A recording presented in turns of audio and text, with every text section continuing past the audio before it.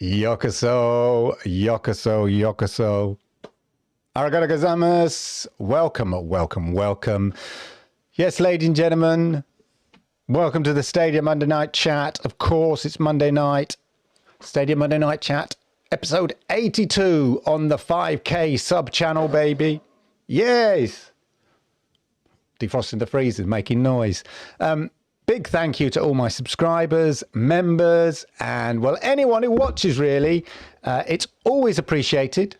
And, hey, if you're not subbed, do it now. Yeah, now's your chance, you know, before we get into the grist of it all and we forget. Yeah, so just do it now. Get the subs in if you aren't already subbed. And, of course, everybody hit the likes because I like it. YouTube likes it. And it helps people like you find content like this. Well, we have a packed show today. I say that every week, but we do. For a week in which there was no Tuesday blog post, which was odd, I thought. I don't know what you thought, but considering there's a hell of a lot to unpack, and there was quite a lot last week, but we'll be going deep into all of that with the normal deep analysis that you've come to expect on this show. No shallow, unresearched speculation here, ladies and gentlemen. Oh, no, baby. Oh, no, no, no.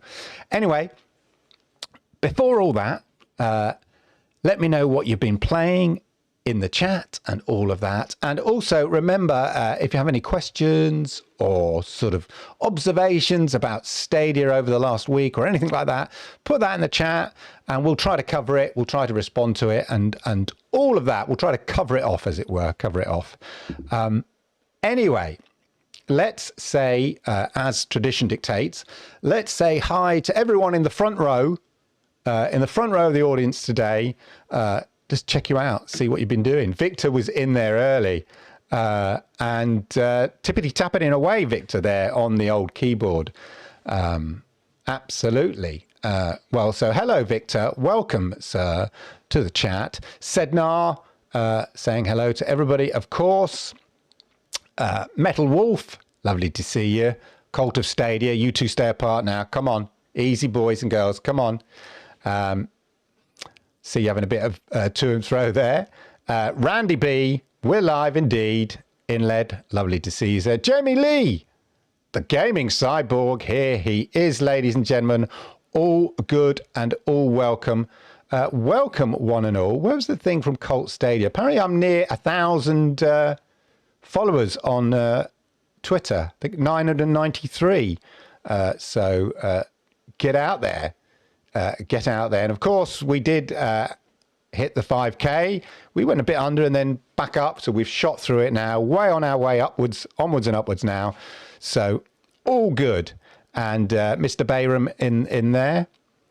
Cloudbusters, he's been playing The Last of Us 2, God of War, awesome. Horizon Zero Dawn. Wow, he's gone for a whole PlayStation medley there. The PlayStation triple. Good for you, sir.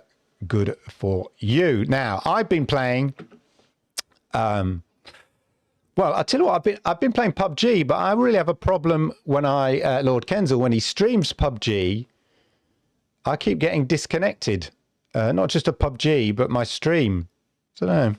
Anyway, don't know if anybody else who streams using OBS or anything like that has similar problems. Keeps happening. Very annoying. It happened when I played FIFA as well, but it doesn't happen when I'm not streaming. I played Riders Republic. Did you take part in the 4-hour Riders Republic trial? I'm not sure about it, personally. I like bits of it. There's some very Ubisoft things about it, though, travelling from sort of place to place. Feels like every other Ubisoft game. I suppose there's limited ways that you can sort of travel and stuff. And as for the flying, that is an abomination. Get it out of the game. I hate it. I changed my controls for the flying in anticipation that I'd probably find it difficult. So I thought I'll change it to something like you're driving a vehicle. And I think I changed it all the way wrong way round. And so now it's even more confusing than it was before. So what I've done is gone back to the original settings and hopefully that will improve it, my flying. But I had an absolute nightmare when I was playing with the great Cloud Gaming Dad on the Friday with the flying bits. Hey, cycling, snowboarding, fine. And FIFA as well, obviously.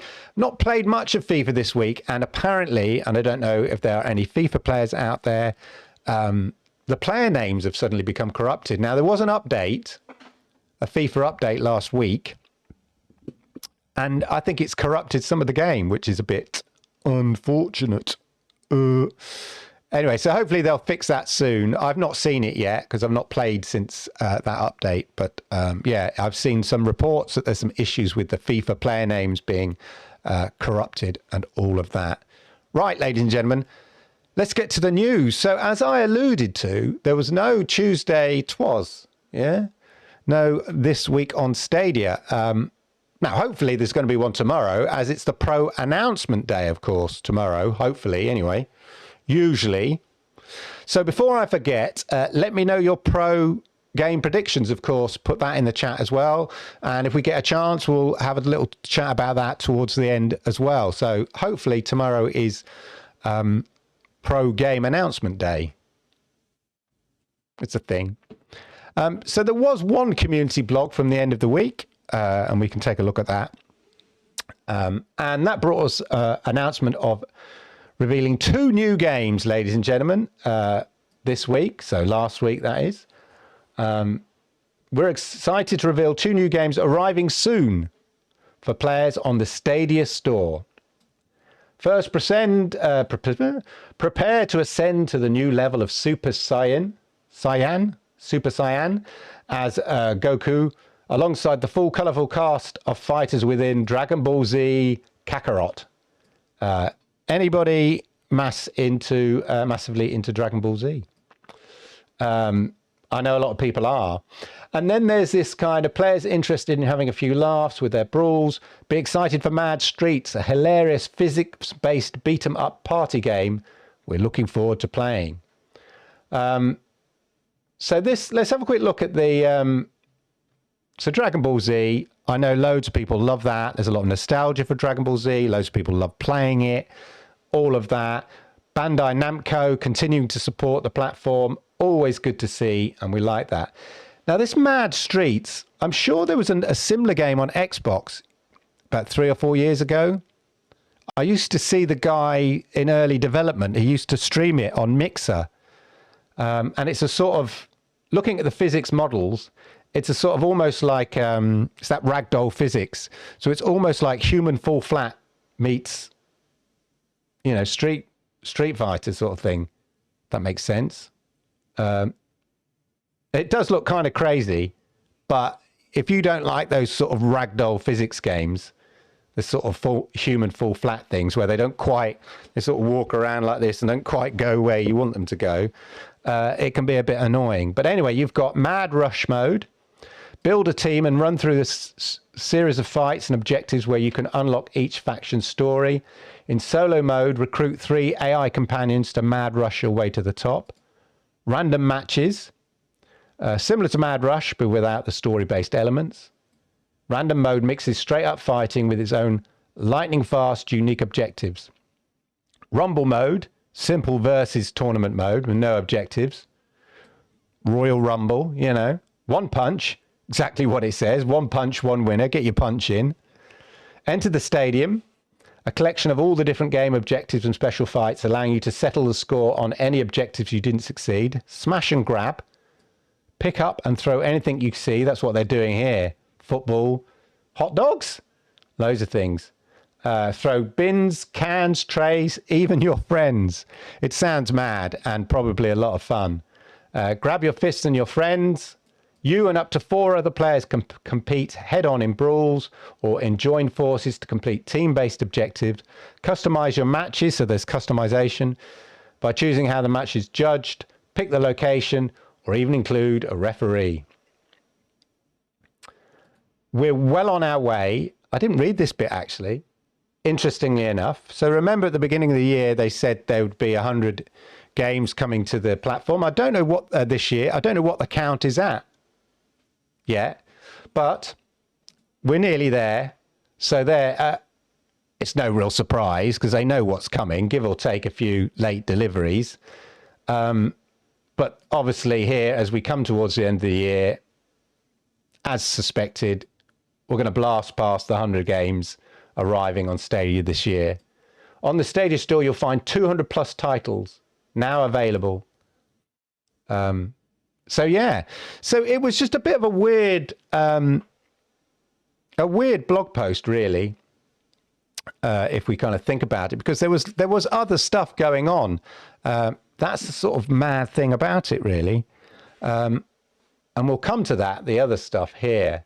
But let me, if you did take part, of course, well, so talking of other stuff, of course, let's just have a look here. So yeah, talking of other stuff, there was, of course, the Riders Republic trial. You thought they would have kind of reflected on that a bit. Trial week, you know, it's quite a big thing. You could have easily put that in a blog post. So it just seemed very strange for me. But weird, you know, it's weird that not being a bigger blog post out there, since there's been some other new, you know, the other news and highlights, stuff they'd normally put in a blog. I say there was a lot that normally gets mentioned that they could have put in there. And then but then again, I wonder, you know, how many actual Stadia users actually bother with the TWAS blog post. I know we all do. You know, if you're watching this, it's because you're a super avid fan of, well, you have a super avid interest in all things Stadia. You want to know what's happening on Stadia. You kind of lap it up. You lap up the TWAS each week, you know. But the real casual Stadia player who doesn't spend his days going through Reddit or the Twitter, you know, the Reddit Stadia Reddit or the Twitter Stadia, looking at all the Stadia news, gossip and talk every single hour, then this real casual player, and I'm only speculating here, who are effectively the majority of the Stadia audience, then surely maybe a direct email or a push notification from Stadia straight onto your phone is perhaps a more effective way of communicating. I don't know. It's just a thought. Interesting enough, when I look at the number of views, yeah, the blog post has had, said 6,000 views, which isn't very many. And we know the Stadia audience is significantly bigger, but that's the sort of, you know, there's 100,000 Reddit users, over 100,000 Reddit users, and only 6,000 people have looked at the blog post. So there's certainly a disconnect between the majority of the audience and the TWASes. So it's just a thought, you know, if there's a better way of communicating. I don't know, just thinking out loud. On the other hand, it's good to have a destination that collates the official Stadia news for the week. So, you know, I suppose you've got to have a link to go where. Anyway, as I said, there was plenty of stuff to put in a blog post. There were other things going on with Stadia that didn't get mentioned at all. And I'm talking, as I say, I'm talking about stuff we would normally see in a blog post, you know, in a TWAS. Not least of all, as I mentioned, you know, a trial of one of the most anticipated games of the sort of the moment, you know, in Riders Republic. You'd thought they'd be all over that. But there you go. But they tweeted out about it, in fairness, if we give them where credit's due. So look at it. Oh no, that's the... Anyway, let me know, as I said before, did you take part in the trial and what did you think about it? That's the kind of the question of the day, the question of the moment. In addition, and this again, you'd think this would be in a blog post, there was another free-to-play weekend for Stadia Pro members. Now, this was announced on Twitter.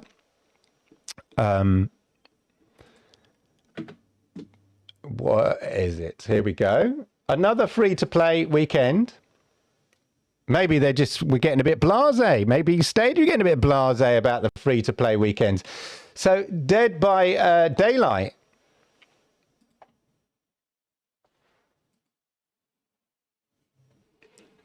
Dead by Daylight, free to play over the weekend. From October the 21st to October the 25th with Stadia Pro. Again, could have comfortably, easily put that in a blog post. Not only that, ladies and gentlemen, not only that, but I guess it's a Halloweeny thing. Although, of course, it's Halloween next weekend. Not only that, ladies and gentlemen, talking of Halloween and horror things, and they're probably all connected, since Halloween seems to last all month now. Used to just be a day. Look what's back. Resident Evil gameplay demo. Play on us. So it's not even a pro thing. So, and it's a great game to showcase how brilliant Stadia looks. So why wasn't that in a blog post? It's pretty cool. Maybe it'll be, maybe it'll be in this week's blog post. I don't know, but it's pretty, it's newsworthy, I would say. Worthy of a blog, don't you think? Just saying. Just saying, ladies and gentlemen. I say maybe it's a Halloween thing. That's why they're doing it. I don't know. Of course, this week also saw the release of 2 new games. We had Ben 10 Power Trip. That sort of got released this week. And I know a lot of people have been enjoy Ben 10 and all of that. So that's good. More releases. They keep coming, dripping out there. Dripping out. Is that the right word? And of course, ladies and gentlemen, I'm talking Game of the Year, ladies and gentlemen. Game of the Year already. I mean, who needs... Forget the GTA Remastered trilogy. Who needs that? When, of course, you've got... Peppa Pig. All jokes aside, Peppa Pig is an enormous IP in terms of children. So if you've got kiddies... this is a godsend, by all accounts. And I think adults love it. It's already had lots of memes about it as well. Peppa Pig. So we saw Peppa Pig. No mention of that in the blog. Massive IP, really, for kids. A massive kids IP. Very small kids IP. But there we go. Peppa Pig. So again... pretty worthy of a news blog, I would have thought. There's more, though. Also from Ubisoft, ladies and gentlemen. Get that off. Also from Ubisoft. Monopoly Madness. Monopoly Madness is coming. A new take on the Monopoly game. Not sure exactly, this is the cinematic kind of thing. I'm not sure exactly how it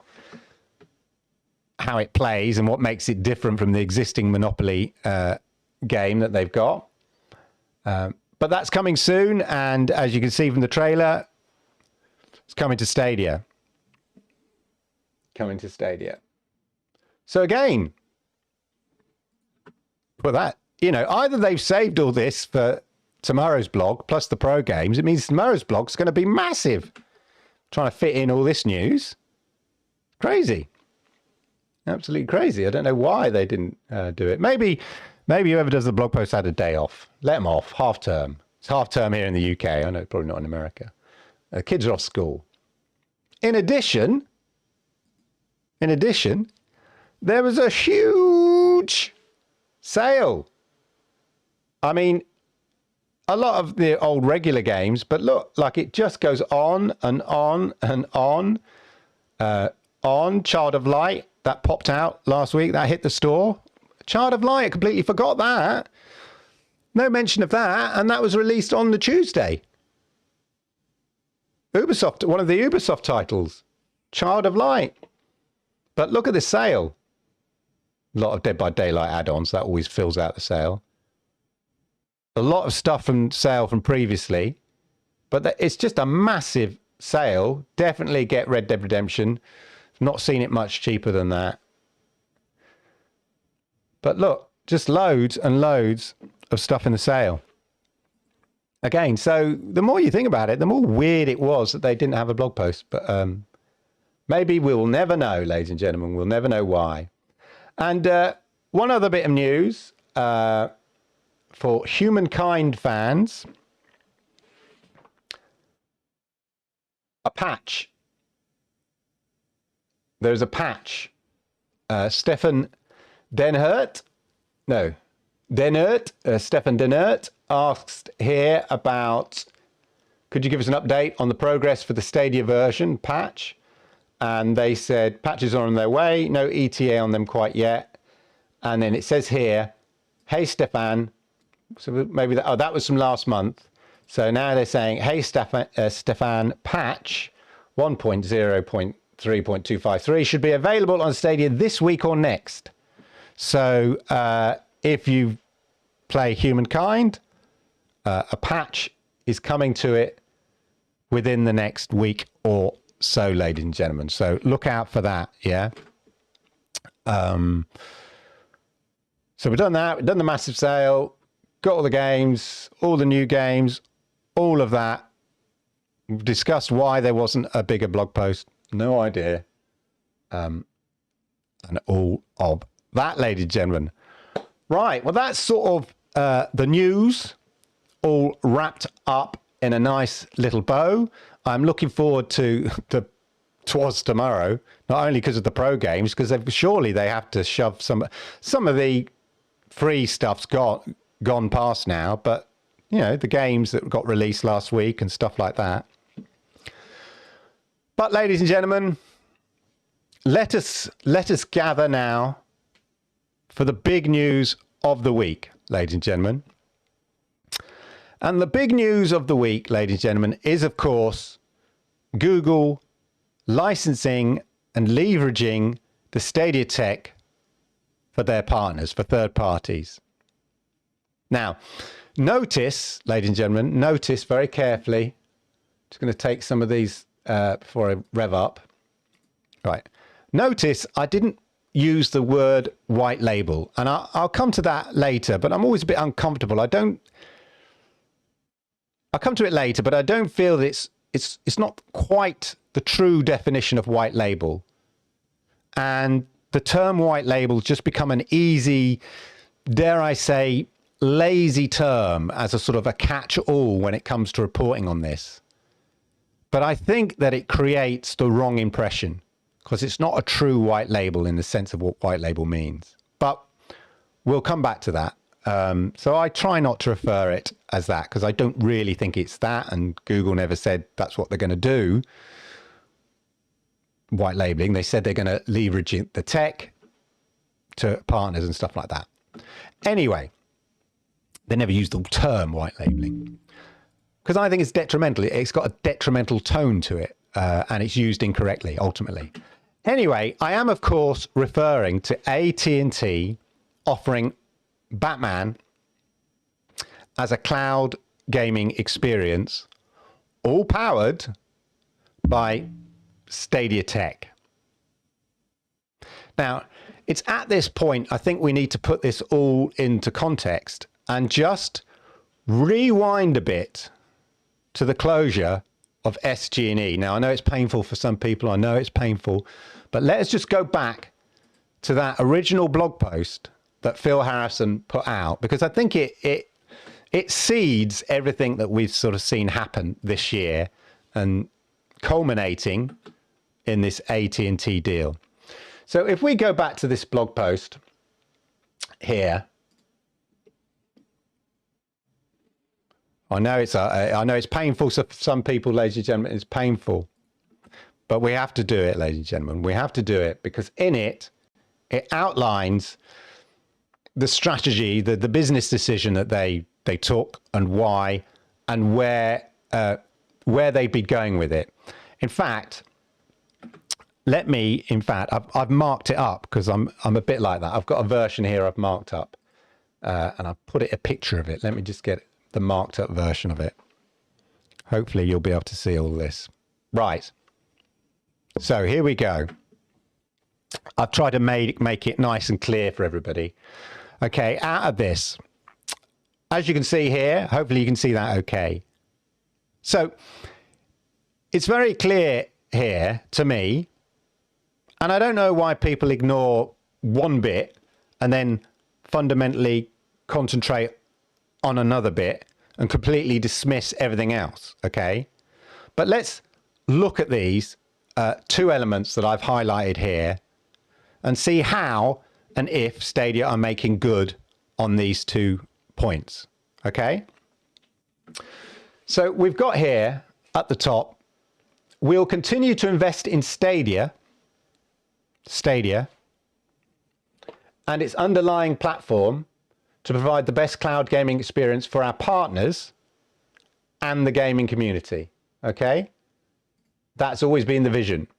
So in 2021, the year we're in right now, ladies and gentlemen, in 2021, these are not my words, these are Phil Harrison's words, the general manager and head of Stadia, okay? Horse's mouth, literally.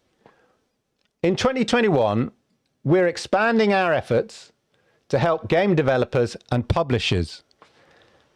Expanding our efforts, okay, to help game developers and publishers take advantage of our platform technology and deliver games directly to the players.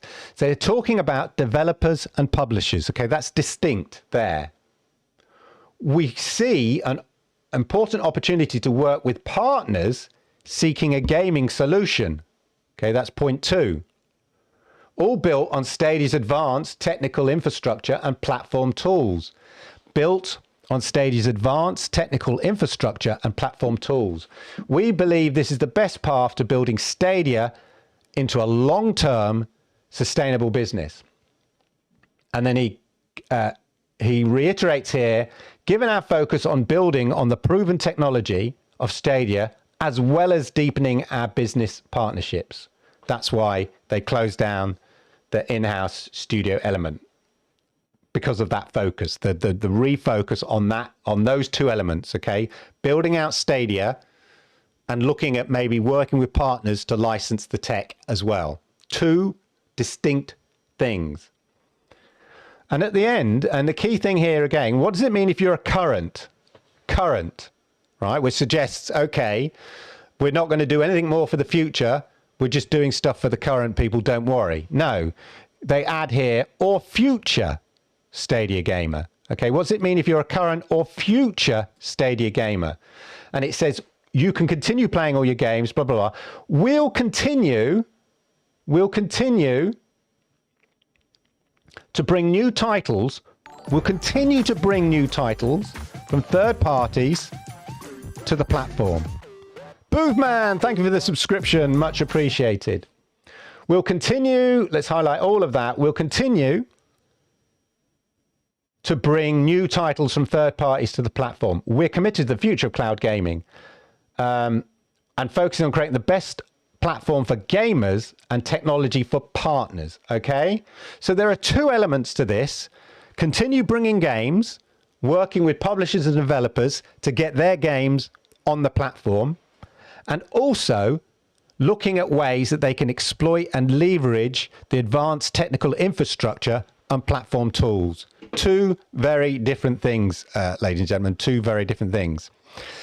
It's also worth bearing in mind as I go through this, there are references to Stadia, yeah, and then, well, I'll make references to Stadia, and then there are references to Google Tech. Okay, so there's references to Stadia, and then there's references to Google Tech as I carry on. So Stadia is Google's gaming platform, okay, for consumers. It's their gaming platform for consumers, for you and for me. Stadia is not what they license out, or they're licensing out. They're not licensing out Stadia, yeah? They're licensing out the tools and the tech developed for Stadia. You know, they are Google's tools developed specifically to run Stadia. But Stadia ultimately is Google's gaming platform. I think it's really important to notice this difference as we go through some more stuff in a minute. So let's start with point one, ladies and gentlemen. Point one. So point one is, since a few people have speculated that this side of things must be being cancelled. Yeah, I don't know why. You know, working with bringing games to the platform, working with publishers, all of that. This is what some journos, armchair commentators, and the general ill-informed have been sort of putting out there. Yeah, yeah, that's in here. The leveraging of the tech is out there.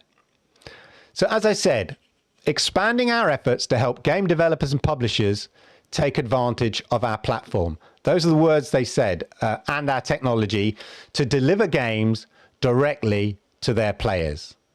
Okay, so the developers and publishers are absolutely key.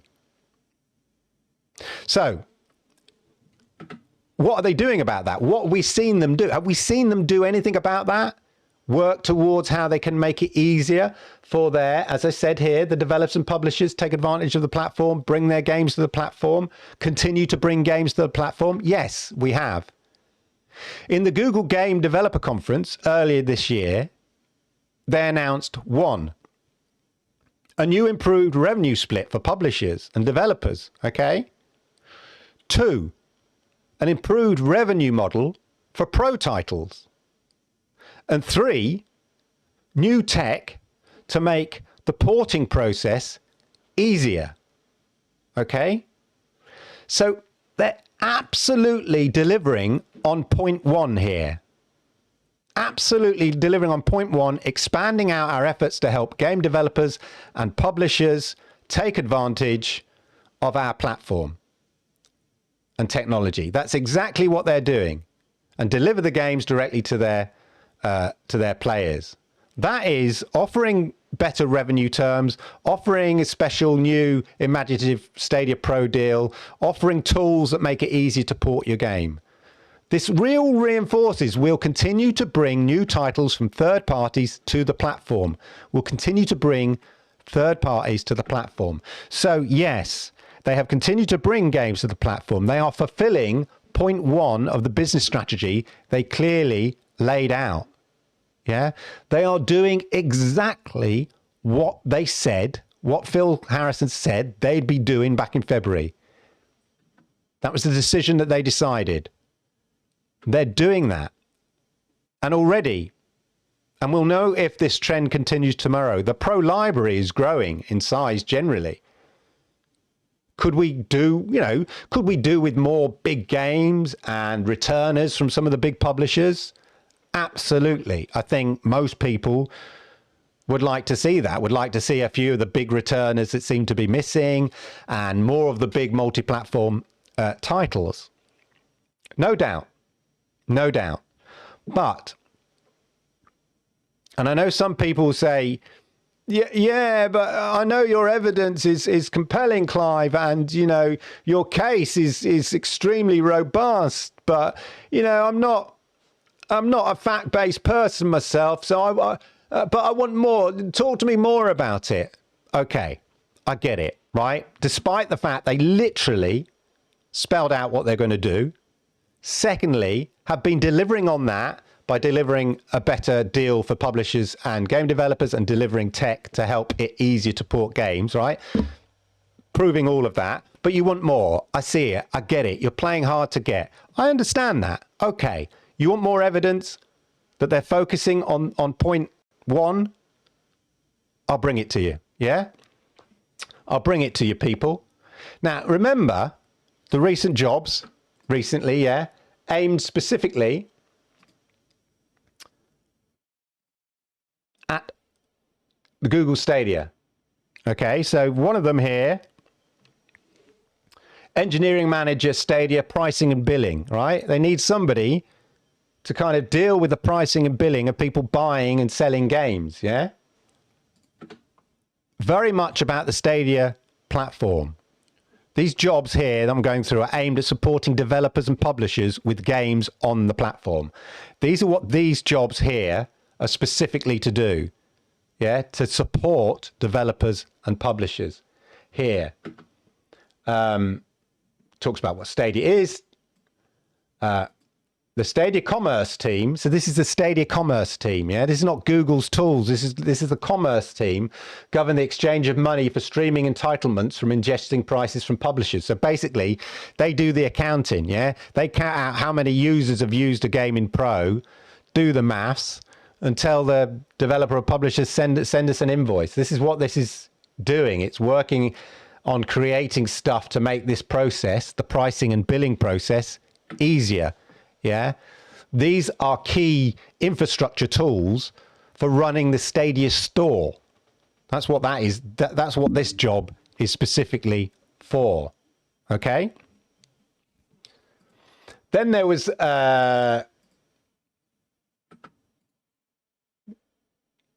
this job here. Okay, strategic business development manager, Stadia, and again down here. In this role, you'll work directly with content developers and publishers to advocate for the platform, develop innovative agreement structures, and help push the game industry through the growth of cloud play. The key thing here is negotiating high-value, high-strategic, complex agreements with game developers, publishers, and platforms. Yeah, but again, focused on game developers and publishers. So there's a job specifically focused on game developers and publishers. And there's another role, a very similar role here. Technical lead, developer tools for Stadia. Okay. And this role here is specifically to deal with the challenging problems to enable game developers to efficiently and effectively bring game content to Stadia, to Stadia, and interestingly enough, and Google streaming technology. See how they've used like two different things there?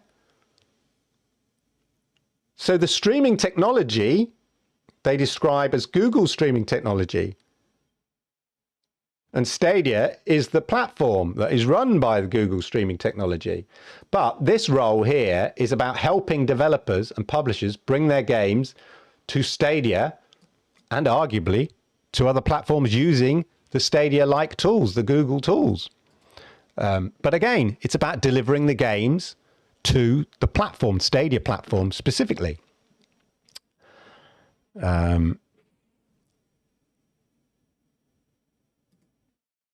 Just check this one out here. So we've got one here. This one is software engineer front end Stadia. Stadia's first deep foray into world gaming. You'll be responsible for all gamer-facing experiences beyond gameplay. You'll keep Stadia as a sustainable business by improving the user experience on Stadia. So again, more roles specifically related to Stadia as a store, as a sort of a platform, a virtual console. Their words, they describe it as like a console themselves, a platform console, and cloud and streaming. That's how the words they use to describe Stadia. And in various job titles, you have quotes like, "It's our mission to empower game developers to ship." This quote again. "It is our mission to empower game developers to ship content to Stadia in the best quality with the highest developer productivity and satisfaction." So roles about working with developers and publishers specifically. Right. So these are all roles that very much double down. And one of these roles is help our lead approach to TV, making cloud gaming available on more devices. So specifically working on apps like the LG app, the WebOS app coming to Stadia, maybe making it work on other TVs that aren't perhaps Google TV, don't have Google TV as an operating system or WebOS as an operating system.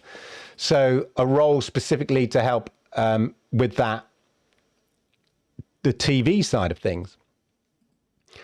And then one more role here, product manager. Now, this is really absolutely content for Google Stadia. Yeah, this is absolutely about define the roadmap for publishing content. Deliver an outstanding and flexible publishing experience.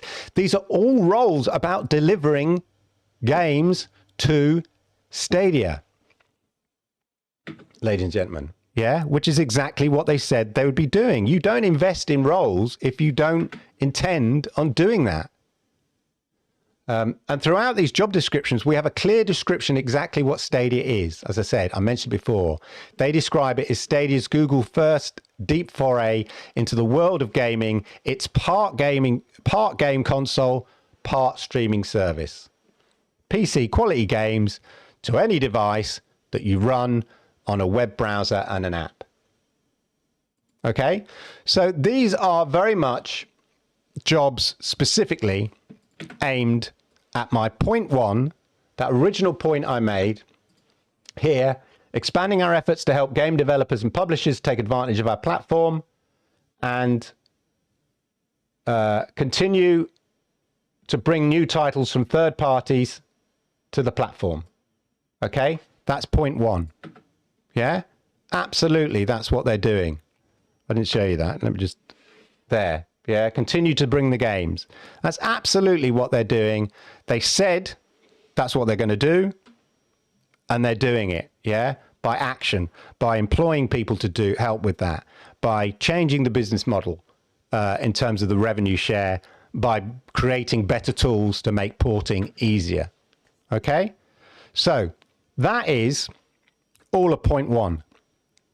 Stadia not going anywhere. Stadia store. In fact, so I want to quote in one of these job descriptions, you will keep Stadia as a sustainable business by continuously improving the user experience.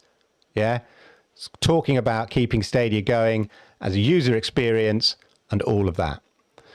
Okay, so to Batman, yeah, to the Batmobile. Let's get to that bit now. Let me just get all that. Right.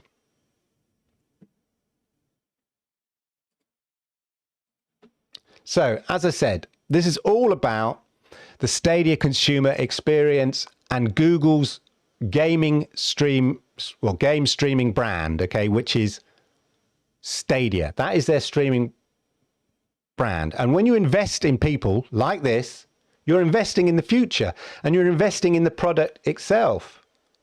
Okay, and notice also in those jobs, they make references to media and tech companies as well, which brings us nicely to the Batman and the leveraging of Google's tools.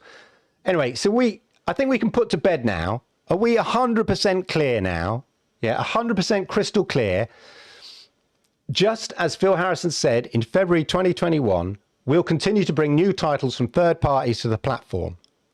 Okay, expanding our efforts to help game developers take advantage of our platform technology and deliver games directly to their players. Yeah, everything I've just said there is them delivering on that. Okay, so ladies and gentlemen, to point two. Okay, point two. So remember point two? Point two was here.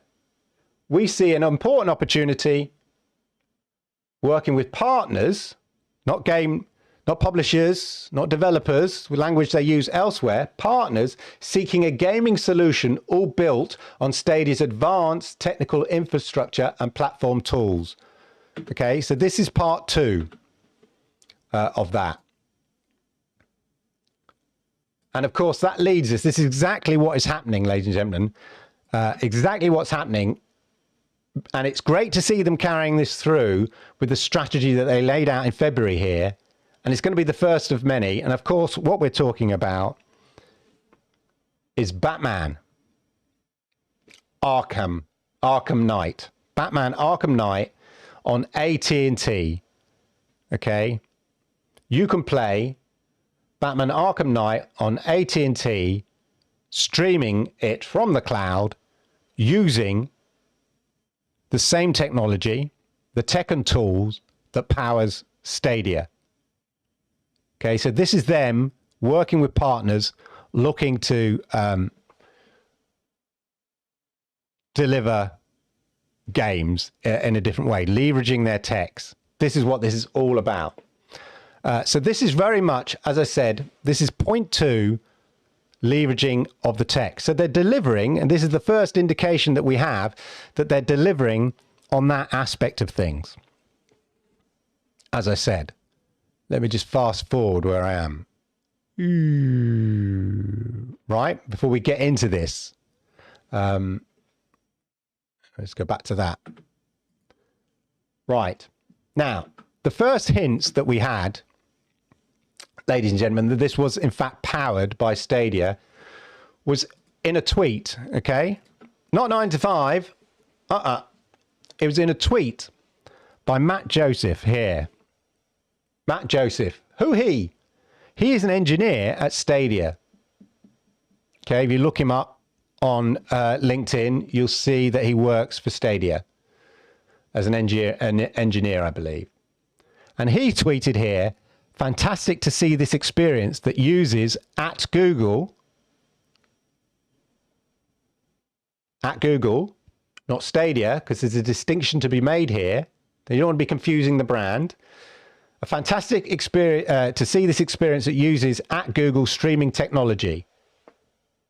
Okay, and then of course later on there was some 9 to 5 reported on it and stuff like that, and then other people reached out to both AT&T and Google and got confirmation. Now, as I say, it's interesting in that tweet that he ats Google. He doesn't at Stadia, he ats Google, because this is the distinction. Stadia is the consumer-facing platform. The tools that drive that is what they're trying to exploit and leverage. They're not trying to leverage Stadia, rip off Stadia label and stick another label on it, which is pure white labeling. No, Stadia Store is Stadia Store, and we'll continue to bring games to it. I've just spent the last 20 minutes talking about that. But the tech that drives Stadia, the tech that was developed for Stadia, is what they're also leveraging here. And that's why I think he specifically didn't say powered by Stadia. He said powered by Google streaming tech. And I just think it's an important thing, because you don't want to get that sort of brand confusion going on. But anyway, later it was confirmed as such in a tweet here from the tech editor for IGN here, who reached out to Google and Stadia. And again, look at the language used here as well, just to reiterate my distinction between the platform, the gaming platform, and the tools that drive that platform. I was able to get both AT&T, Google to confirm to me that the tech being used in this AT&T Arkham Knight promotion is the same tech that Stadia uses. Yeah, the same tech that Stadia uses. I may be being a bit of a pedant, but there is a distinction. They're not using Stadia. Think of Stadia as a sort of a shop front, as a brand. They're just using the same tools that were developed specifically for Stadia, but for this Batman experiment, this Batman cloud streaming experience from AT&T. So absolutely, as I say, I hope people are getting the point here. Stadia is the gaming platform, and then there's tech developed specifically for it. And that tech is now being licensed to help the Stadia platform, yeah? To help fund it, to help drive revenue, not only invest in the tech, but also drive revenue and support and sustain Stadia as a platform as well. That's the key thing. And by all accounts, ladies and gentlemen, and that's why I don't like using the term kind of, in my opinion anyway, white label. It's not a white label in the true sense of the term white label, you know? What it is leveraging and licensing the underlying tech that drives their gaming platform. You know, Stadia's Google's gaming platform called Stadia. They've got the tech, they've got the tools, Yeah, so why not exploit those tech and tools? So it's not a pure white label experience in the sense of the true definition of white label. So please, I would ask people stop using the phrase because it annoys me a little bit, just for my own well-being, yeah? Anyway, the fact that AT&T are using this sort of promotion and pilot, call it, I guess it's a pilot, call it what you will.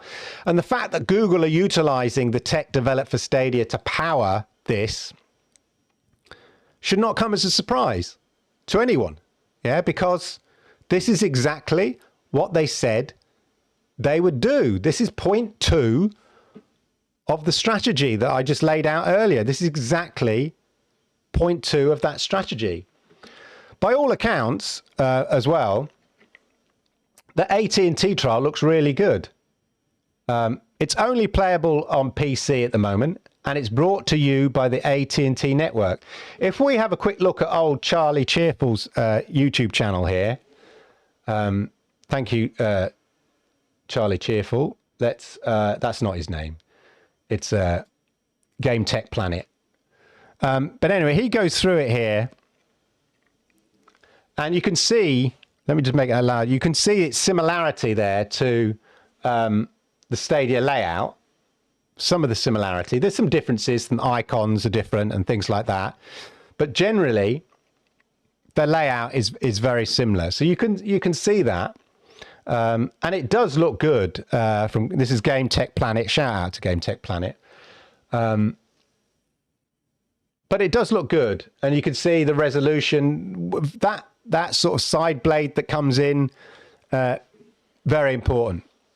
But this is very much, we see, you know, Phil Harrison, well, Stadia and Google absolutely delivering on what Phil Harrison said. We see an important opportunity to work with partners seeking a gaming solution, all built on Stadia's advanced technical infrastructure. Hello, this is what it is. Their advanced technical infrastructure and platform tools. Yeah, built on Stadia's advanced technical infrastructure and tools. This is what this is. And by all accounts, from what I've seen, it's playing at 1080p, 60 frames per second, and it looks, as some games on Stadia do, it looks amazing. This is what's happening, people. This is Stadia. This is Google delivering on the strategy, as I said, they laid out back in February, and it's going to be the first of many. I mean, look at that. If you do get a chance, check out Game Tech Planet's playthrough of this. The lighting on it and the atmosphere and everything, it looks really, really good. And as I said, so the first hints we knew about this came from the Stadia engineers themselves. That's when we knew. But as you can see, it just looks really, it does look really good and very impressive. Let me know if you played it at all or anything like that.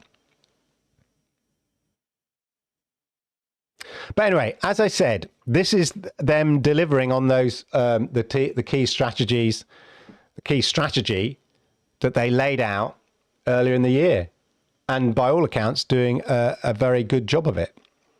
And as I say, just be careful. Look at the language that people use. They don't say it's using Stadia. It's saying they're using this, and the language that they use that she quotes is from AT&T and Google themselves. She says it's not using Stadia, it's using the same tech that Stadia uses. Just that subtlety in language, it's just worth noting that and bearing that out. And I'm just reinforcing the point here that Stadia is very much the gaming platform, and the tech developed for that is sort of something separate to a certain degree. I hope that sort of makes sense to people. I hope that's sort of clear. Anyway, as I said, it looks really, really good. And some people have also said that actually they think it's running on blades which are more powerful than the standard Stadia blades, which is quite interesting. It's a 1080p 60 frames per second port, as I said, and it looks pretty impressive. If you're growing a platform in a brand new sector where you have to convince people to change a habit of a lifetime, you're going to have to find revenue streams to support that business in those early days, in the short term. And it was clear in February 2021 that Stadia realized that the business was not going to grow fast enough to support the heavy investment required to have your own, develop your own games in-house with no guarantee of success straight out the door. But what they did have and what they do have is amazing tech.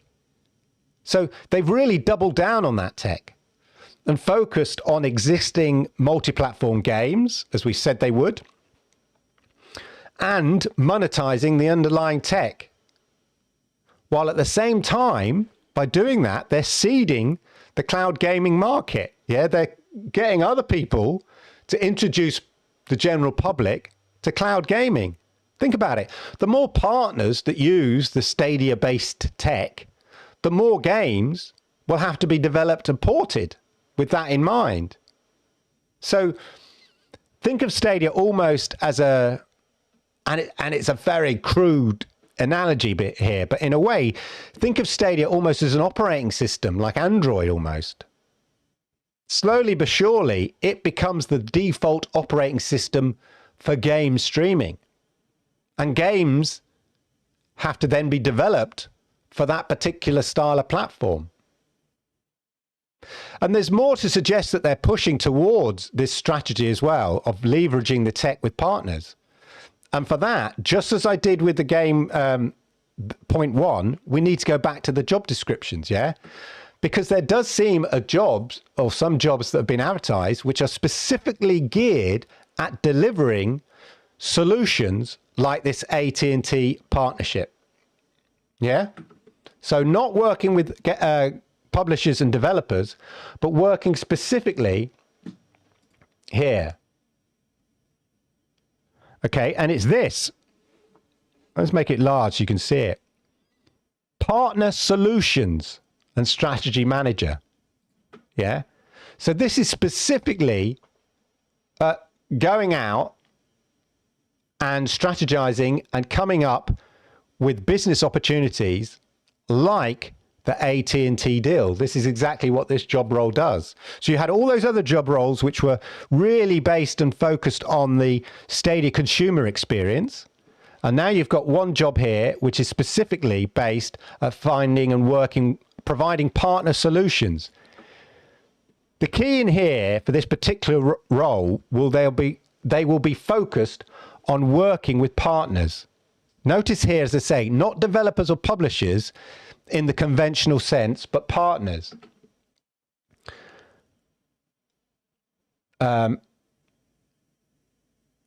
partner strategy team focuses on solving some of the most complex, challenging questions facing Stadia's partners and business.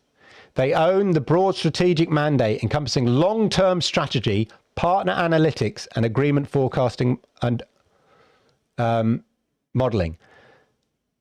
And basically here, it's define and manage solutions, i.e. direct to consumer and go-to marketing strategies to drive business growth and optimize our partner lifecycle, including sales, implementation, and ongoing account manager. This is very much with working with external partners, not in the gaming sense. And in those other job descriptions that they're looking for, they refer specifically to publishers and developers. Here, they're talking about working with partners, external partners. This is very much delivering a job role focused on delivering the AT&T style experience that we've got. Yeah. We are working on custom built hardware and rapidly evolving open source technology to deliver a seamless experience across multiple devices. That's what it says here. I pulled out the quote, can't read it now, but that's what it says. That's what they're doing. Yeah. So it's interesting language. So it seems that they are investing in carrying through the second point of the blog post from February 2021. Yeah, the business strategy that was laid out in February 2021. And to be honest, to say it's something they touched on way back in March 2019. When Phil Harrison was interviewed by Jeff Keighley, he sort of mentioned about other people having shops. It's just a web link. That's how he described it. So all of this is very, very encouraging for a number of reasons. One, judging by Batman Arkham Knight, it works really well.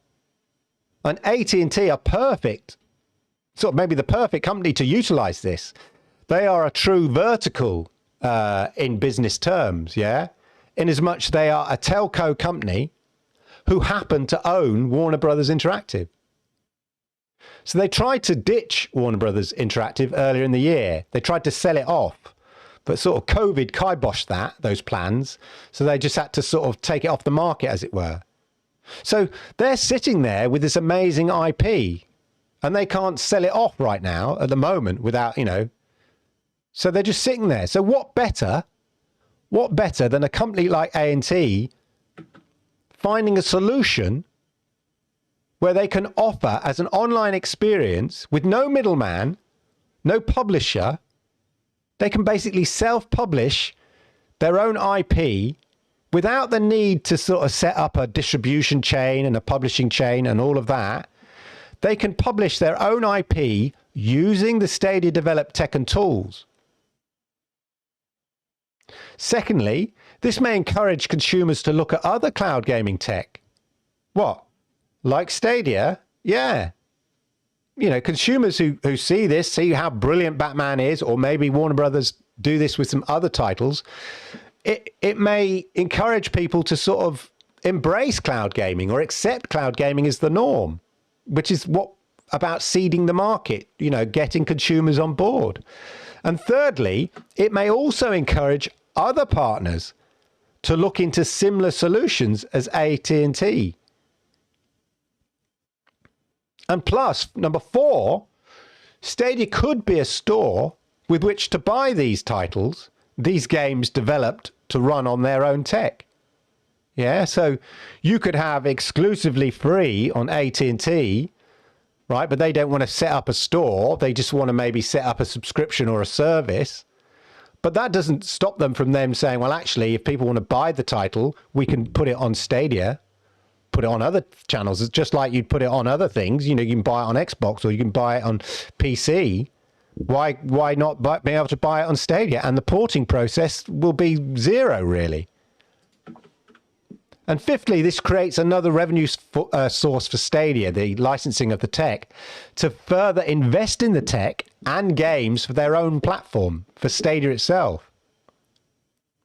And are we seeing, talking of tech, are we seeing the future of that tech already? Some people have already reported that Batman is running on more advanced, as I mentioned before, more advanced tech than the current Stadia servers. Okay, there was a Reddit post. Now, I'm no expert, so I don't know how true this is, how accurate, but the guy seems to know what he's talking about. There was a Reddit post here.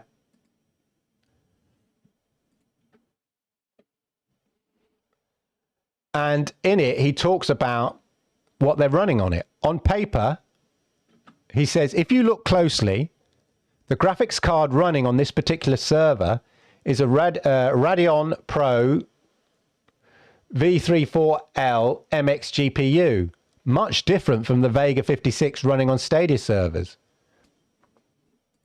Interesting. Is it possible that these GPUs are AT&T's and they're just running Stadia's white label software? What it means is they're just using the tech to get it from the server into the cloud. Or, right, or is this tech somewhere in this on a server blade in Stadia? Yeah, since this is a very limited run, this AT&T pilot, this Batman on AT&T, it's very limited run. It's US based only. There's a much smaller user base. So Stadia don't need to ramp up all their tech across the board right now, straight away. But they could be using some tech that they're working on now to power this, or offered it to AT&T. Well, we've got these super, a limited number of super blades. You know, you can run it off that. Stadia can't run, you know, they'd need loads, so maybe they can't upgrade everything right now, but maybe they've upgraded some of it and it's delivering this. And they'd have to upgrade everything if they wanted to support millions of users across Stadia. But as I say, they could have a dedicated server blade just in the US that just manages this single game. But a question, is it a sign that the rest of the server blades might be going in this direction? As I say, unless they're AT&T server blades. But according to this Reddit post, the GPU that they're using is significantly more powerful, well, seems more powerful than the current Stadia tech. So is it a sign of the future? I don't know. Could be. Anyway, that was a lot, but I just wanted to get a lot out there. I wanted to deliver a lot of evidence to you, proof, you know, demonstrate to you they're acting on their actions, they're acting on their statement, on Phil Harrison's statement from February 2021. Overall, what can we safely conclude from all of this?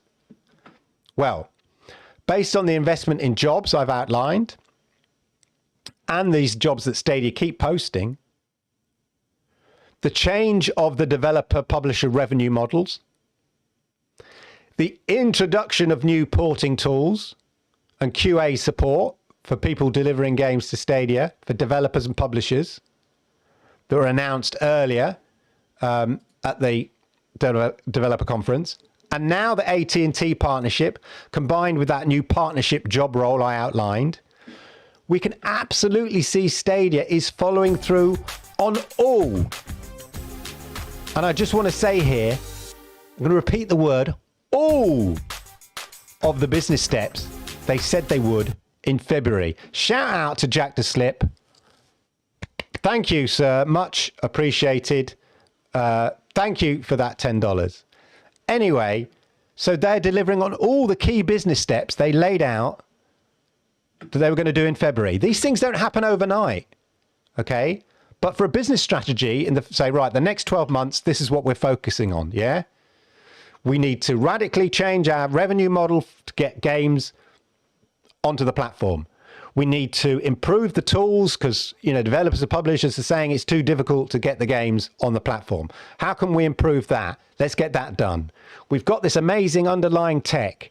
There's an opportunity here to leverage that. Let's do that. All within the 12 months of their statement of intent. It is that simple, ladies and gentlemen. Absolutely. This is very, very positive in my opinion, and something that we should be excited for. Absolutely excited for. And when I see speculation that somehow this is bad for Stadia or the end of Stadia, that is patently not the case when you look at the whole picture and all the evidence I've just outlined. A blind man can see, ladies and gentlemen. The investment they're making in for jobs for both the games and publishers side of it, you know, the platform side of it, okay? The changes to the revenue model, as I've just said, the new porting tools, all of this, combined with investment in jobs on the partnership side, it's all there. It's all there in the public domain. So, ladies and gentlemen, I leave this with you. Feel free, please, go to Reddit, go to Twitter, and wherever you see this nonsense narrative that exists, well, this means this end of Stadia, that's it, right? Just simply type the words in the comment in the reply. You are wrong. Link to this video and say, I rest my case, case closed, Your Honor.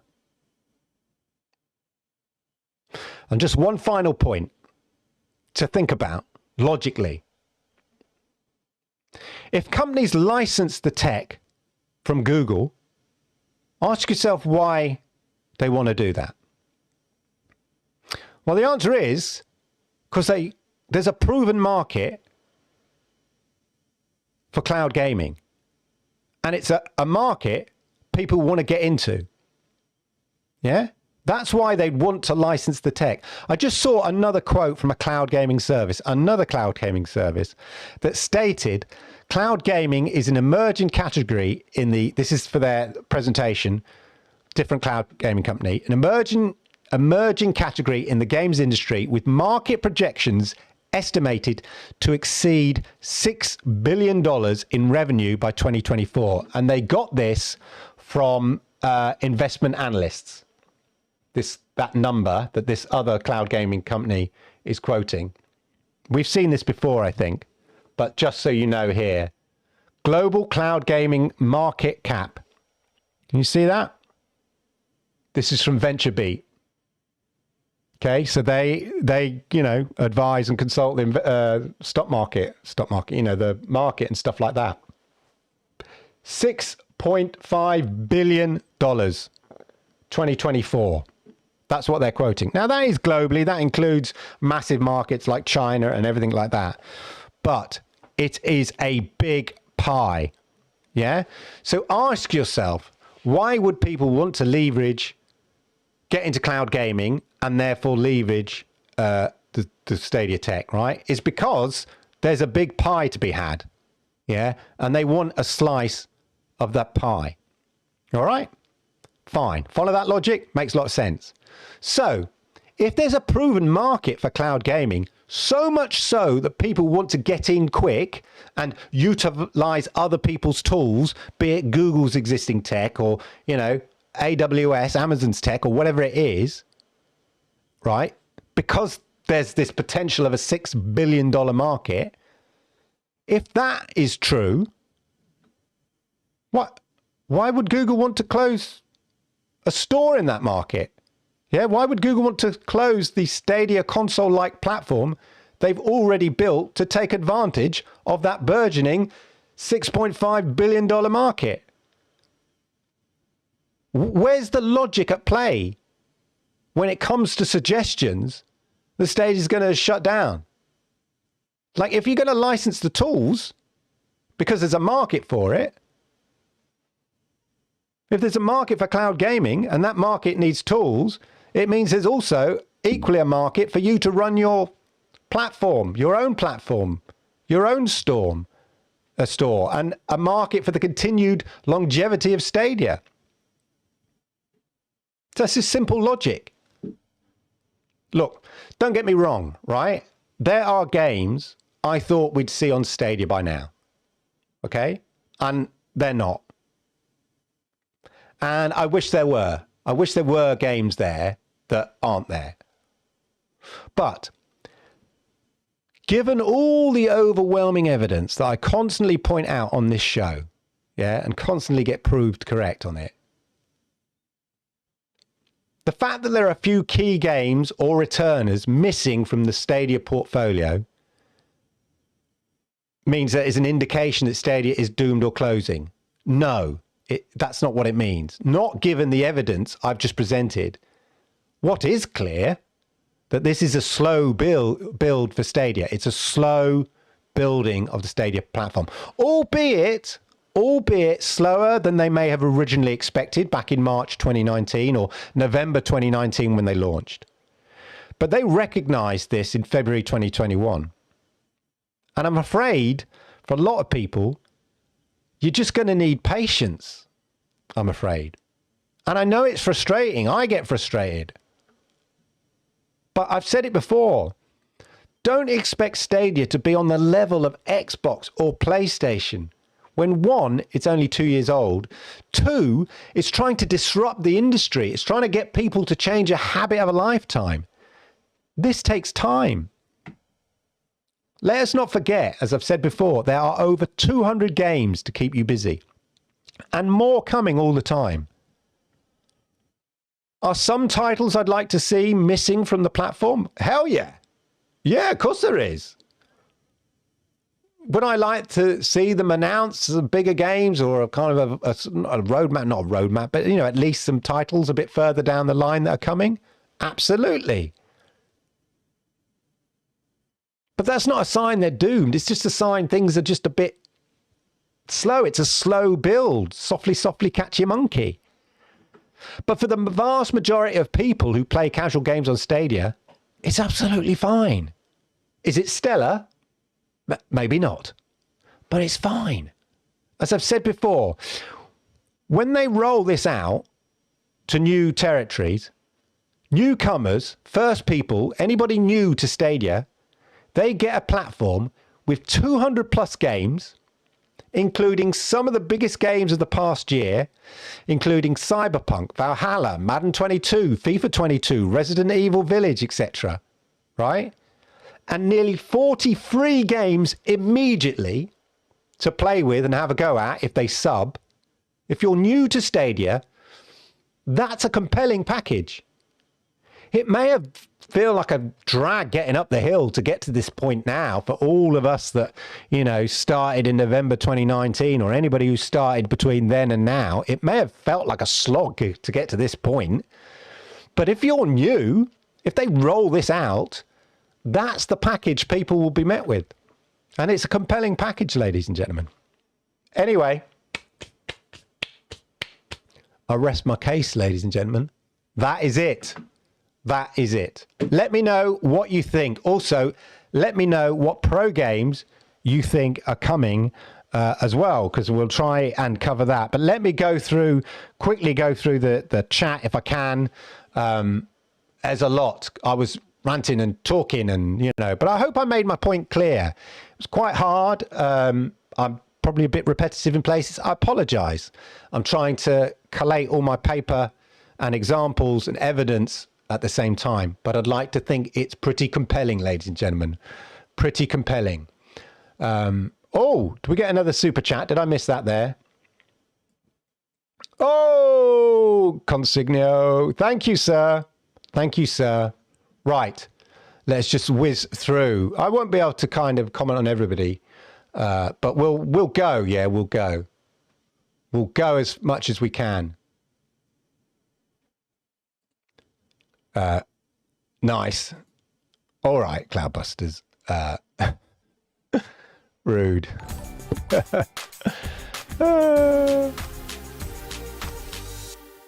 Your Spectrum platform is 2 years older and they've been around for 5 years and be no change, but I'll wait and see right now. That is fair enough. Absolutely. Shout out to the super chat there. Saw it flash up.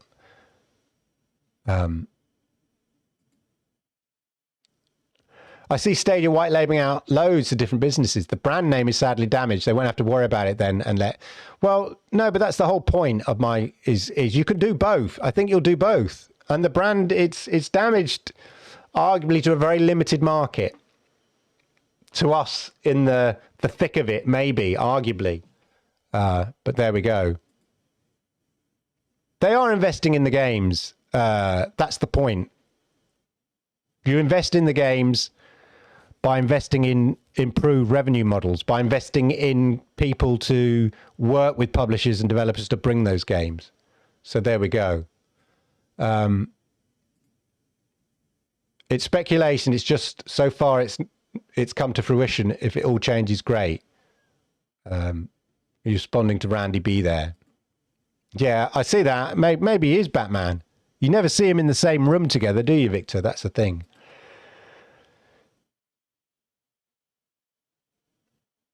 If you'd seen the issues and billions that Xbox lost, exactly. It's a slow build, but they're in a great position, Xbox, but it's taken them nearly 15, 20 years, isn't it? It's simple. Stadia tech is being leased for businesses while Stadia platform is for consumers. Nothing else to discuss here. Thank you. Yeah, you could have saved me the last hour there, Christopher Torres. But yeah, that's basically it. I think you need to make a distinction. Yes, it's Stadia tech. The tech was developed specifically for Stadia. Absolutely. And then they've seen how amazing the tech is and thinking we've got to, create another revenue. Why wouldn't you want to create another revenue stream and seed the cloud gaming market at the same time? So you license that tech. It's effectively Google tech. Okay. It's the Google tech that runs Stadia, and Google tech is going to run, the AT&T, and hopefully they bring more games at AT&T. This is why they need the people. Absolutely. There are patches and games breaking, Victor.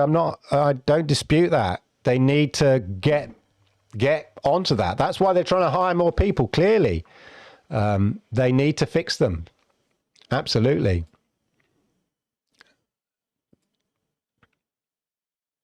Yeah, I have them all. Ditto. I have them all on YouTube Music. Yeah. Which is another point. If in the worst case scenario, if there are other platforms, I mean, it's not going to happen, but just worst case scenario, if you just want to assure the doubt that people have, well, I'm not sure about buying a game on Stadia. I don't know how long it'll be about. Stadia aren't going to turn your back on if you actually own, you don't own it, you license the games. But if there's another company out there that's utilizing the Stadia tech, they'd probably just transfer the rights to use those on that for you, or some sort of deal. I've seen that before where I've had digital movies and then that digital movie company is closed down. And then they've just said you could still access your digital movies. It's now with this company. It's just they've just moved it to a different company. So it's not going to happen. But there is that possibility in a worst case scenario, or at least where people are worried about investing in Stadia games themselves. They ain't going anywhere. Stadia is just a platform. It's all part. It's all, its strategy has to align with the overall business strategy of Alphabet, which is focused on the Google Cloud. When I get my objectives for my department at work, they have to align with the central objectives of the company, even though what I do day to day may not directly, match those objectives. I have to kind of somehow make my objectives drive and support the bigger objective. And that's what Stadia's doing. Stadia, they lease out the article. Yeah, exactly. It's always been there. I do think, well, no, you see, Mike Rolfe, if you're a football supporter, that kind of response is the sort of response that another team says if their opposing team suddenly buys a 50 million, well, now 50 million is no money, like a £100 million striker. You get the supporters of the other team going, we've got to buy a 100 million striker now. They've just bought 100. You don't know what the manager's got planned in terms of buying new players or what targets they've got or whether they're going to upgrade. Now, does it put the spotlight on Stadia? Of course it does. But we don't know what Stadia have got planned. Companies don't do knee-jerk reactions. Oh my God, they've just upgraded. Shall we upgrade? I mean, do you think, no disrespect, do you think that Google, Phil Harrison watches, because he watches this blog, I know he does, he watches this blog, is seeing that and going, oh yeah, that's a good idea. Should we do that? Should we do what GFN did? I never thought of that, upgrading our tech. What a good idea. Why didn't we think of that? They've already thought of that. They're going to be doing it, but they're going to do it in their own time. But you don't do a knee-jerk reaction if you're a massive corporate organization. That's not how it works. I predict Ford will stop making the Escort. Classic car. You don't need to upgrade your hardware. Not really. Why? Okay, so Victor, so you've just walked straight into this. Right, you've done exactly what other people have done here. You completely, there are two distinct strategies laid out, that run in parallel, absolutely crystal clear. But people choose to ignore one and yet give total validity to the other, despite equal actions pinpointing that both those things are being worked on. People choose to ignore all the facts on one and give it no validity, and yet equally give total validity to the other point. Well, you can't do both. The evidence proves that they're delivering on both those points. You can't pick and just ignore it just because it doesn't fit your particular narrative. Yeah? Absolutely, Rock. GFN are offering excellent solutions to serious gamers. It's great that they're delivering this. And again, their core, GFN's core market, I would say, is not the casual gamer. It's the PC gamer who's already got his Steam library, who's probably fed up of upgrading their computer. It's a slightly different market, but it's great what they're doing. And it absolutely focuses attention on, what Xbox are doing or what Stadia is going to do. But big corporate organizations don't just suddenly go, "Oh, why didn't we think of that? Oh, we'll do that now. Wait a minute, I'll just ring up AMD. Hello, yeah, have you got any graphics cards we can have? I just saw GFN, right, and they've upgraded it. We've just realized we need to do it. Can we do it, please?" That's not how it works, people. Get a grip. Yeah? But absolutely, GFN is great. It's not for me. It's not for me.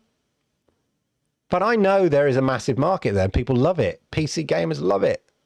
Love it. Cloud gamers love it. It's not for me. And I think it's great that they're really aggressively pushing it. Why are they doing that? Ask yourself, why are they doing that? Because there's a market there. Yeah? There's $6.5 billion cake to be had. Part of it. That's why they're investing in it. So why would Google stop investing? It doesn't make any sense. Yeah. Another company's investment is probably indication that it's worth sticking and going the course. Now, you may have to tweak your business strategy slightly, but you don't do a sudden gear change. We don't know what Stadia have got planned, which some people could argue is half the problem. We don't know what they've got planned, but we'll see. Yeah, we don't know what Stadia's up to. Well, again, your first bit there, we don't know what Stadia's up to. Yes and no. No, you're right. We don't. And should we? I don't know. We don't have many facts. We have plenty of facts. I've just spent the last hour showing you facts. Yeah. Jobs are investments in the future of your company. Yeah. If you're not expanding, you don't invest in jobs. Investing in jobs is an investment in your company. That is fact. They are the facts. These are not just statements.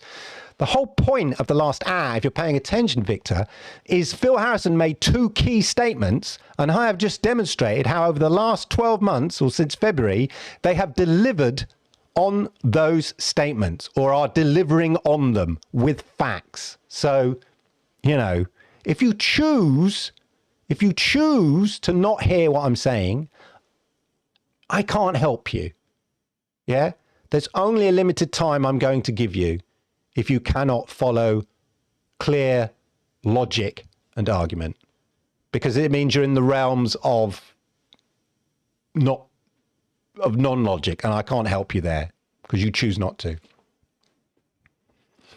Imagine if you have a monitor you can play 120 frames per second, you also have a PC capable of the same. I know. And again, I think people argue about, should you focus on 4K 60 frames per second, or even arguably 30 frames per second, or concentrate on 120 frames per second? Not many people. Bear in mind, Stadia is a sort of experience you can have on your TV. That's a slight difference from GFN. I know you can play GFN if you've got an NVIDIA Shield. I've tried playing on the LG app on my LG. No, it wouldn't work. It wouldn't even start up properly, GFN. It's much more of a PC experience. You're more likely, if you're into PC gaming, to have invested in 120 frames per second. Not many TVs run at 120 frames per second, which is where more likely you're going to experience maybe, Stadia as it's more of a console-like experience that you might want to play on your TV. Now, my LG C1, had to mention it, is 120 frames per second, and TVs are going that way. But the majority of people only have monitors or TVs that are maybe 4K 60 frames per second. So you might as well just, get it out to as many people as you can before you upgrade at this stage. They have, I must admit, Mike, the statement in their press release for the upgrade that GFN made, I found there some of the word in the statement very aggressive. And I could almost hear the voice of the CEO of NVIDIA, almost. It was quite an aggressive statement. You don't often see in a press statement people absolutely challenge, you know, another company like that in that aggressive way. They tend to be a bit more kind of vague about it, but it was quite aggressive. But they're definitely going for it. Definitely going for it. Bubba, Stage's dying. Yeah, why not just the skeleton crew at Mount View? Exactly. Why are they global? Yeah. They need to improve the user experience on the TVs, and hopefully they will rock, but absolutely. It's just seamless for me. You know, that's why GFN's not really for me. I sit here and play games at this PC, usually because I'm streaming. But when I'm not doing any of that, I'm playing on the TV on my 4K. I was just playing Far Cry 6. And there was a beautiful sort of sunset happening, and I had to take a snap. It was just like amazing. It looked absolutely amazing.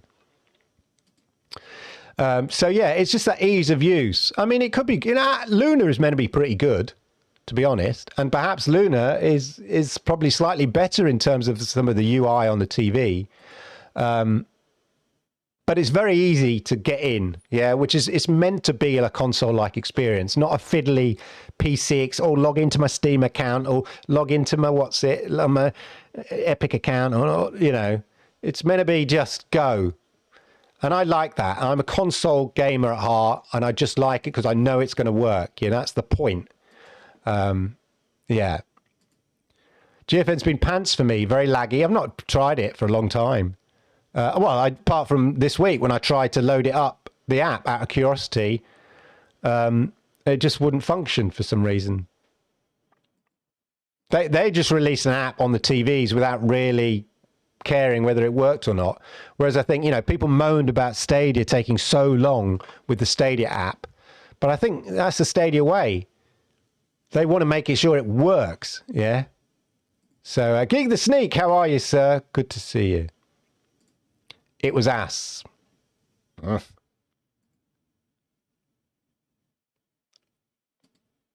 made the mistake of getting a chill. What?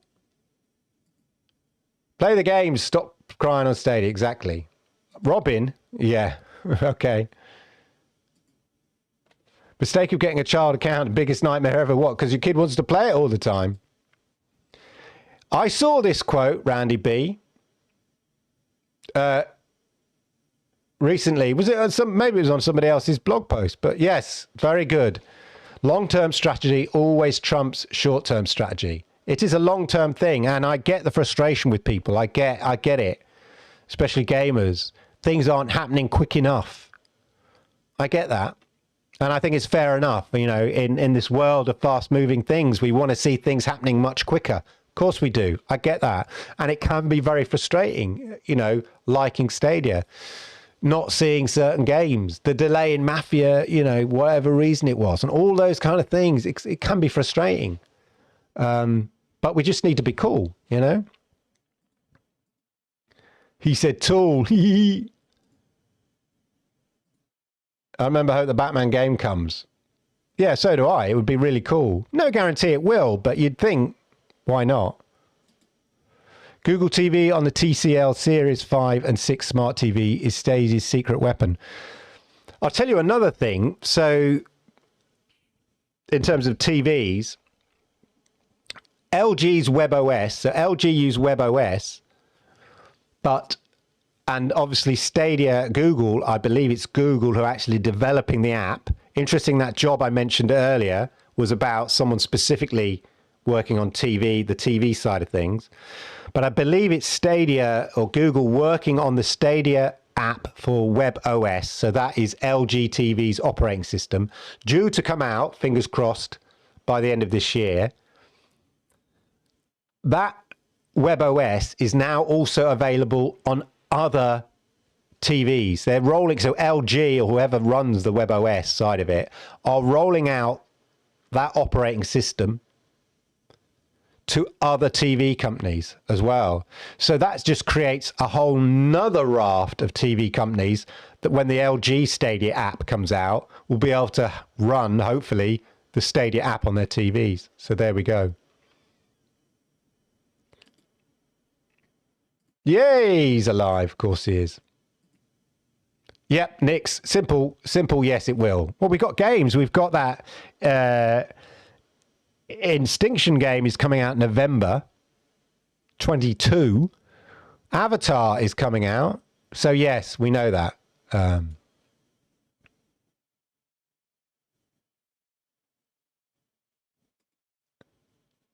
Not sure. It'll be here, Mike. Come and see me in 2 years, yeah. People will say, I'm not sure it'll be around in 6 months. Not sure it'll be around in 12 months.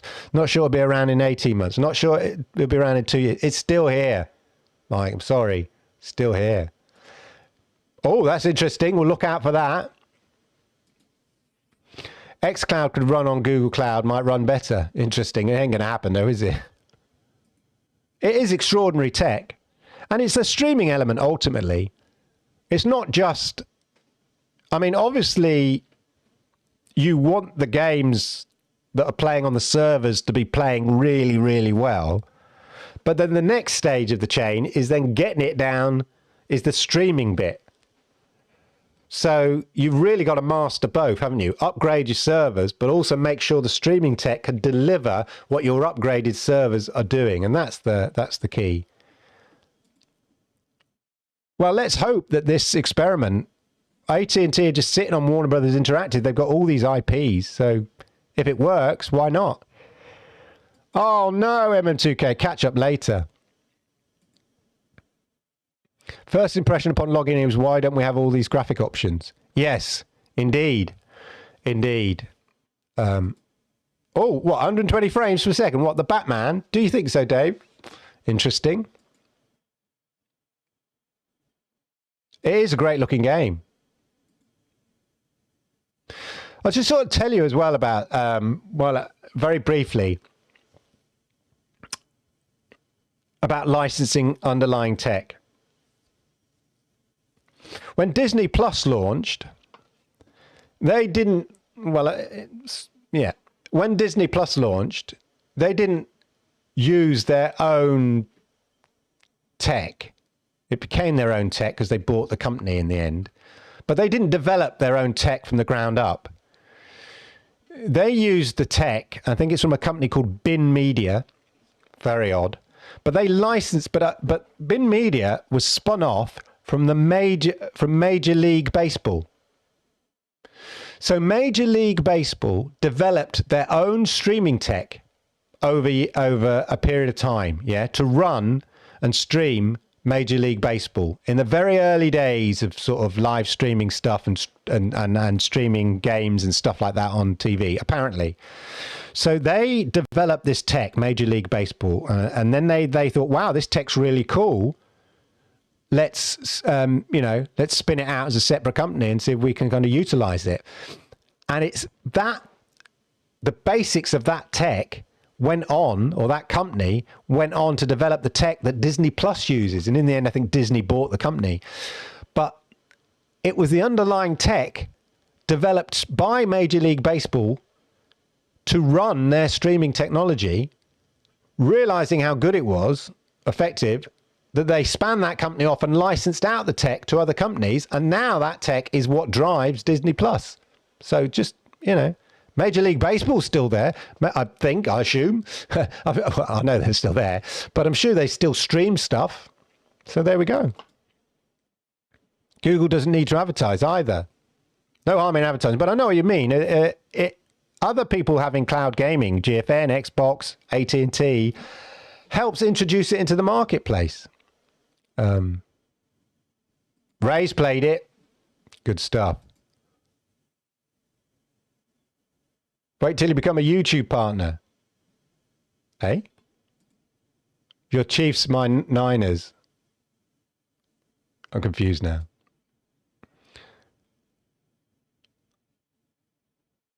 Curry, lovely. I watching the footy, the American football or basketball, who knows? They could link the different services powered by Google to the Stadia store. Well, whether they link it or just provide the games, I don't know. Some are saying the V340 is a GPU Stadia always used. Are they? Interesting. I'm not going to sit here and speculate like I know what's going on. The tech-wise, because I don't. It's going to come to Stadia. They're going to want something in return. Well, I'd certainly try and wangle that in to say, would you make the game available for our customers to buy if you're not having a shop? If you're just offering using it as a marketing, right now for AT&T, it's a marketing exercise. They're spending marketing budget. They're not investing in sort of a sales market. They're investing in their marketing money in this. But if it pays off, you never know. But it'll be interesting. But I think they should really concentrate on rolling out to more territories personally before they upgrade. They don't need to upgrade yet. It's not the end of Stadia, far from it. No, exactly. And hopefully this will, is good. This is a revenue stream they'll support. Yeah, leave $6 billion on the table. Let's close shop. Exactly. Just think of the logic. That's all. It is frustrating, that we don't see more action from Stadia. I'm never going to sit here and go, oh, Stadia's perfect. I could rattle off like other people. I'm not, where's an NBA? What are the next EA games? All these things, of course. But none of that is indication that Stadia is doomed. What it is, though, given the overwhelming evidence of everything else, what it is an indication that Stadia is a slow burn. It's growing very, very slowly. And unfortunately, for many people, they see that almost as inaction and too slow for their liking. And I get that frustration. I understand it. But do not mistake it for somehow the end of Stadia, It's just slow. I'm going to give Stadia 3 to 5 years. Jack himself said that Stadia was going to need to be where they want to be in the world of Jeff. But yeah, long term, always short term. Exactly. Lulls are not new. That's the thing. We don't know, what other companies' strategy are or a company's strategy is. We don't know in February where they go, right, we refocused in February. A year's gone past now. Stage 2. We don't know what stage 2 is. Stage 2 could be right. Now we roll out to other territories. Stage 2 could be right. Now we upgrade our tech. We don't know. But you don't bring it all forward just because another company has upgraded the tech. And the impact of that as well is it's a good option to have on GFN, but it's quite expensive for what it is. It's not going to suit everybody. Not, as I say, not everybody has 120 frames per second TV, but it's good to have. We all get the frustration of the output, but frustration shouldn't take us down the road of believing it's falling, imps falling, the sky is falling, and volcanoes erupting all over Stadia. Exactly. Any track, 3 years. It's frustrating. I get it.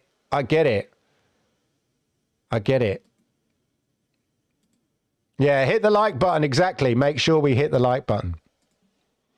So try to walk on the yellow brick road with all the bibble babble talk about GFN. Didn't it take, 4 to 5 years just to get this far? If I'm Google, I'm talking to Disney Plus. Imagine Google Tech on the Disney Plus. Play games on Disney Plus with normal subscription. Exactly. It's true.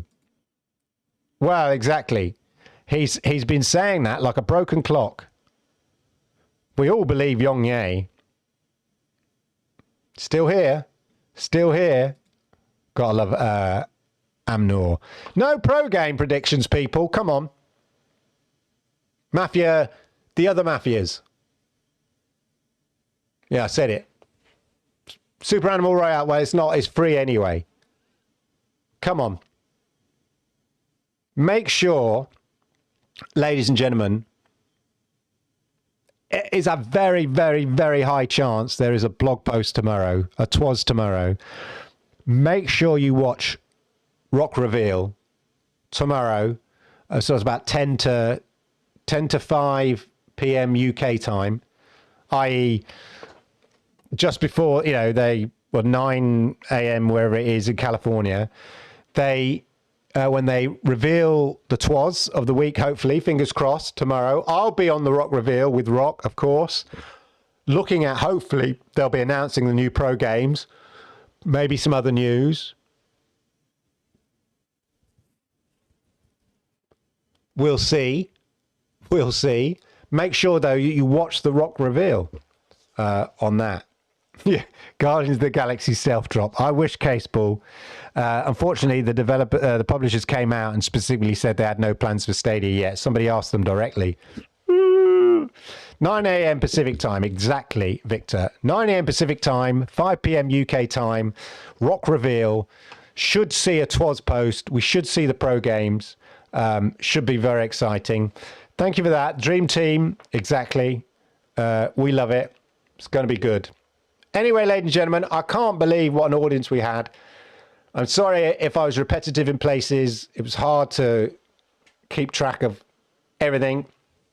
But I hope it was a compelling case. And feel free to point people in this direction if you see nonsense abound, as we often do. Is Stadia progress frustrating? Yes. More frustrating for some people than others. Yeah, it's in degrees, frustrating in degrees. But is Stadia continuing to progress into the future? Yes. Is Stadia delivering on the business strategy they very clearly laid out? Not statements. They were statements, but they're now delivering on those statements by the actions they've taken. Absolutely. And it's exciting times. Let's see what other companies decide to utilize the tech, if anything. See what pro games are there tomorrow, what other games we've got coming towards the end of the week, and all of that. Anyway, good luck, Victor, with that. Anyway, have a wonderful, wonderful week. See you on the Rock Reveal tomorrow. Don't miss it. Should be a doozy. The pro announcement day TWASes. What's the crowd of TWASes? A Twiz. Are always good, always fun to have. Have a wonderful, wonderful week. And I'll see you, I'll see you tomorrow, hopefully. But have a great gaming week. And we'll all come back here, same time, same place, next week. Goodbye, people.